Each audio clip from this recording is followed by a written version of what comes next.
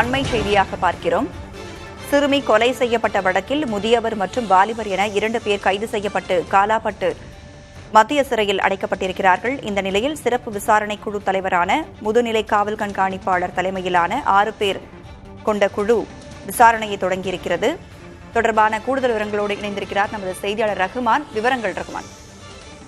புதுச்சேரியிலே சிறுமி பாலியல் வன்கொடுமை செய்து கொலை செய்யப்பட்ட வழக்கில் 2 கைது செய்யப்பட்டிருக்கின்றனர். அதாவது விவேகானந்தன், கருணாஸ் இருவரும் கைது செய்யப்பட்டு மத்திய சிறையில் அடைக்கப்பட்டிருக்கின்றனர். இந்த நிலையில் நேற்று சிறுமியுடைய உடல் கூராய்வு அறிக்கையினை காவல்துறையினர் நேற்று நீதிமன்றத்திலே தாக்கல் செய்தார்கள். மேலும் சிறுமியிடம் இருந்து பெறப்பட்ட தடயங்கள் மற்றும் இதர பொருட்கள் அனைத்துமே நீதிமன்றத்தில் நேற்று ஒப்படைக்கப்பட்டிருக்கின்றன. இந்த நிலையில் இந்த விசாரணையை தீவிரமாக விரைந்து முடிக்க வேண்டும் என்று புதுச்சேரி அரசு உத்தரவிட்டிருக்கின்றது. இதனைத் தொடர்ந்து காவல் கண்காணிப்பாளர் கலைவாணன் தலைமையிலான 6 பேர் கொண்ட குழுவினர் தற்போது விசாரணையை தீவிரப்படுத்தியிருக்கின்றார்கள். மேலும் இந்த இருவரையும் போலீஸ் காவலில் எடுத்து விசாரணை செய்வதற்கான நடவடிக்கைகளிலே காவல்துறையினர் ஈடுபட்டிருந்தார்கள். மேலும் நீதிமன்றத்திலே போலீஸ் காவலில் எடுத்து விசாரிப்பதற்கான நடவடிக்கையில் ஈடுபட்ட நிலையிலே தற்போது கலைவாணன் தலைமையிலான குழுவினர் மத்திய சிறைச்சாலையில் இருக்கக்கூடிய இந்த 2 கைதிகளிடமும் விசாரணையை தொடங்கியிருப்பதாக தகவல் வெளியாகி இருக்கின்றது.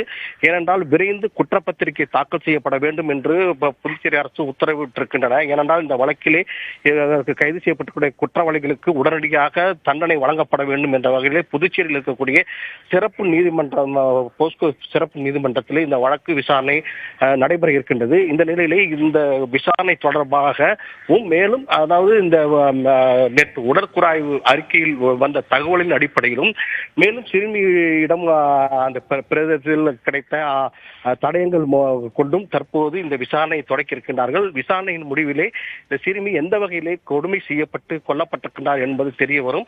ஆகவே தற்போது இந்த விசாரணையை தீவிரப்படுத்தியிருக்கின்றார்கள். ராதா, சிறப்பு 6 பேர் கொண்ட சிறப்பு விசாரணை குழு கொலையாளிகளை விசாரணை செய்ய காலாப்பட்டு மத்திய சிறைக்கு சென்றுள்ளதாக தெரிவிக்கப்பட்டிருக்கிறது. விவரங்களுக்கு நன்றி ரஹ்மான்.